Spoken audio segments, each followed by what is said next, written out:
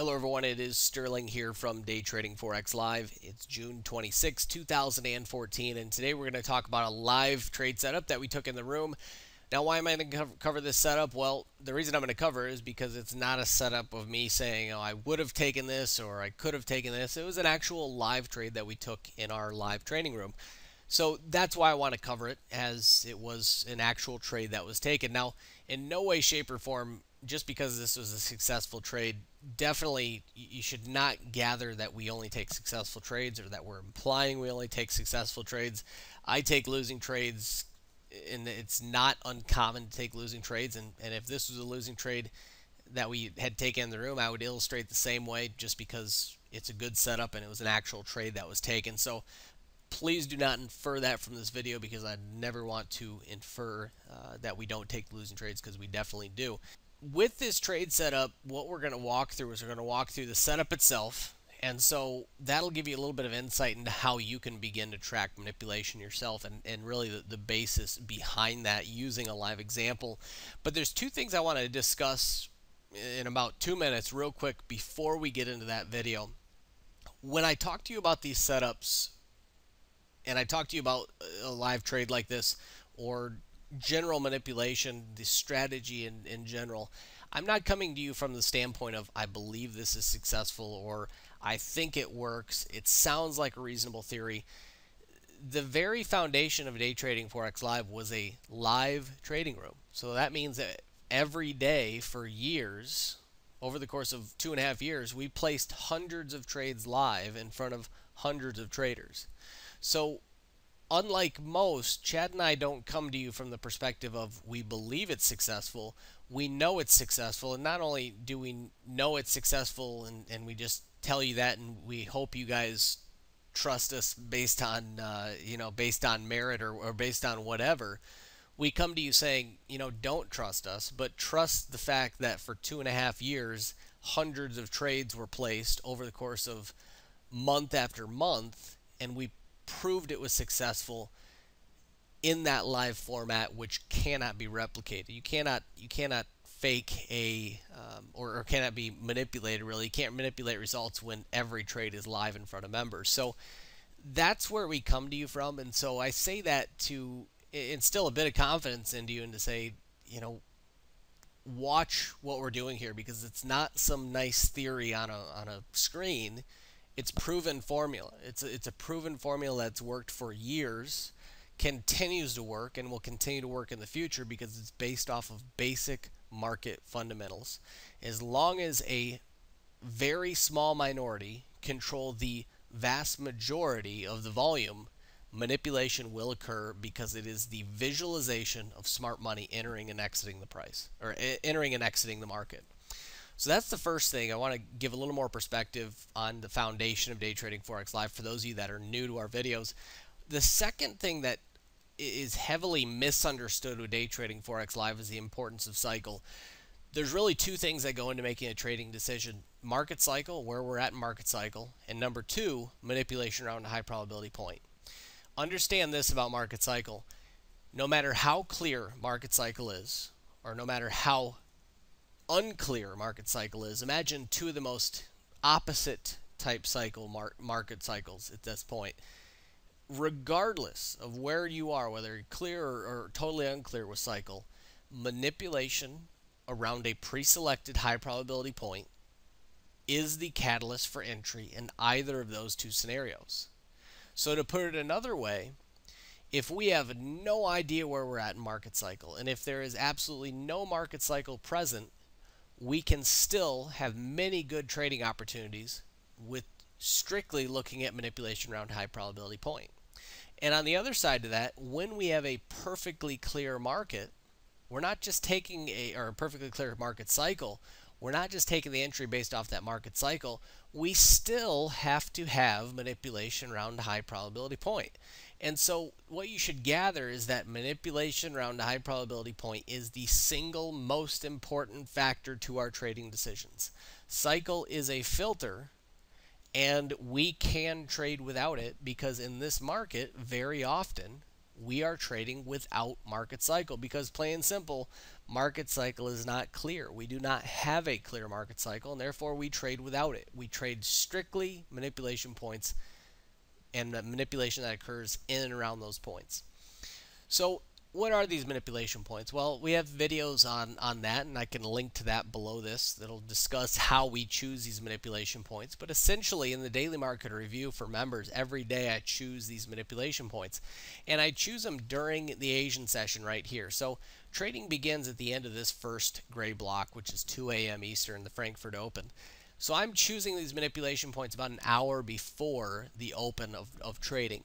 So that means that if the market comes into it during the New York session, I've chosen that manipulation point about 8-9 hours in advance, or 7-8 hours in advance, depending on what time it comes into it. And so we're choosing these levels long in advance, and then we're waiting for the market to get into that level to either validate the entry or blow through it and not validate an entry, because an entry technique has two criteria it needs to fulfill. Number one, it needs to get you into the right trade, but number two, which is heavily overlooked, is it needs to keep you out of the wrong trade. And that is something that's heavily overlooked when it comes to people designing strategies. They always say, okay, well, what happened at this turning point? What happened at that turning point? And they fail to look at how many times that criteria sets up and the market doesn't turn. And so that's really one of the strong suits of the confirming entry, is its ability to keep us out of bad trades. And today was no exception. We had two manipulation points here to the upside. One spot 36.27 was the first point, and then we had another one at one spot 36.01. So you might be saying to yourself, okay, well, it came into both of those lower points here, and it came into the next point, and it blew through those points. Did you take a loss when it went through this one? Did you take a loss when it went through the second one? Well, the answer to that is no, because we use what we term as the confirming entry. And again, I'll link to the confirming entry so you guys can have a little bit of an understanding of that. But when the market does not validate a confirming entry, and in this case it opens and closes below this manipulation point with two candles, that throws that trade out for us. So it blows to that level and it doesn't set up. The manipulation does exactly as it should. If the level's not going to hold, it shouldn't set up. So we see the same thing here. It comes down, creates a potential stopper on the level, but we never get what we term as a confirming candle back to the upside, and it never validates that confirmation. And again, in that video, you'll understand what a confirming candle is. So as we come down to this next level, we finally validate a confirming entry. And so this candle breaks by over 3 pips. That's the initiation of a stop run. That's the first candle in the setup. And now a confirming candle in the case of a long has two basic criteria. Number one, it needs to close above the body of the previous candle. In this case, close above this candle here, our stop run candle. So the following candle does close above the body of the previous candle. Yes, this does. And the second criteria to that confirming candle is it needs to close in its upper 1/3 quadrant. So if you break a candle down into thirds, it just needs to close in the upper 1/3 section. That ensures you're trading a strong confirming candle. That ensures you don't see a confirming candle with a wick all the way to the upside here. That might be closing above the body of the previous candle, but obviously not really confirming that strength to the upside. So this candle satisfied the rules of a confirming candle, and therefore when the following candle opens, we wait for a pullback and we take the entry long. So the market pulls back, and in the room we took the entry at 83, 35.83. So 35.83 is all the way back here, and that was only about 8 pips, 7.5, 8 pips from the low. The beauty of that trade is how tight of an entry to low we had. Number one, being 8 pips to the low means generally we measure to the low in the case of a long, and then we just add 5 pips to that. So if we got an entry within 8 pips to the low, we add another 5 pips to that. That gives us a 13 pip stop. Ultimately, this trade, and I'm not going to cover exit too much, but we saw a stop run against the trade that we're in, and again, I'm not going to walk through that, but the exit candle was right here. Based on our criteria, it was right here. And so from our entry, that was about 27 pips to the upside. So it was just slightly better than 2-to-1 risk reward. 2 weeks ago, I sent out an article that discussed the importance of risk to reward ratios. If you didn't see that, it's still on the front end of the site. If you go to daytradingforexlive.com, it's the very first video. It's the very first link you'll see on the site that with the big picture on the front of the site. And that really walks through the importance of risk to reward ratios, and that brings me to the final point with this video and the final point with our setups. Tracking bank manipulation is all about identifying high risk reward scenarios. The goal of a trader, the vast majority of the time, if you go to a trader and you say, what is your goal? What is your trading goal? What is your idea of what success is? Most traders, the vast majority of traders will say, well, I want to win 60% of the time, 70% of the time, 80% of the time. They give you a win-loss ratio goal. Win-loss is great, but if you do not focus on risk to reward above win-loss ratio, you generally will not be a successful trader.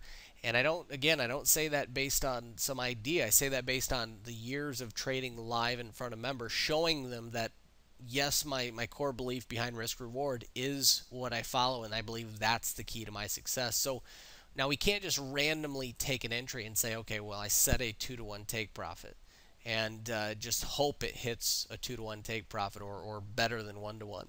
We have to identify setups that lend themselves to high risk reward scenarios. And that is the key to bank manipulation, because if you truly have identified where smart money is entering or exiting the price at either of those two locations, you're often going to get a very large run by comparison. And that is why we produce high risk reward scenarios when we have correctly identified what smart money is doing. Today was a great example of that with the euro.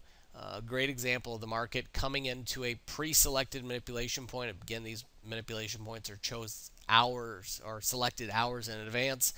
Comes into that point, validates our confirmation entry, gives us a beautiful pullback for the entry, and produces a nice 2-to-1 risk reward trade as the market reverses back to the upside. So if you want to learn more about what we do here in tracking manipulation, I would recommend going to the link below. I'll at least link to the confirming entry, which will walk you through what we do when the market actually reaches these pre-selected levels. And you can visit daytradingforexlive.com and sign up for our email list. That'll give you access to some other training that we have, as far as a 3-part video course that walks through cycle, walks through choosing manipulation points, and then walks through what we do when the market comes into those manipulation points as well. So a ton of free information you have access to if you want it. And as always, Chad and I are happy to answer emails. If you'd like to shoot us over a question at daytradingforexlive@gmail.com, we again would be happy to answer any questions you might have. So we'll wrap this video up. It's getting a little long. I hope you guys enjoyed the video. Look forward to seeing you guys next time. Until then, happy trading.